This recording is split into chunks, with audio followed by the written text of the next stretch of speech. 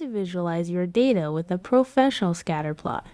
Here's how to create one quickly in Canva. Let's begin by opening Canva and creating a new project. Navigate to the Elements tab on the left sidebar, then scroll down to find the Charts section. Click See All to view all available chart types. From the chart options, select Scatter and Dot Charts.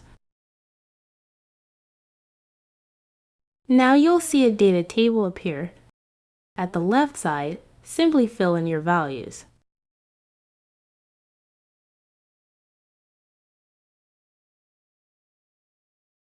Customize your plot by adjusting the marker style. Finally, enhance your visualization by modifying the color scheme. If you found this tutorial helpful, don't forget to like this video and subscribe for more Canva design tips. Thanks for watching.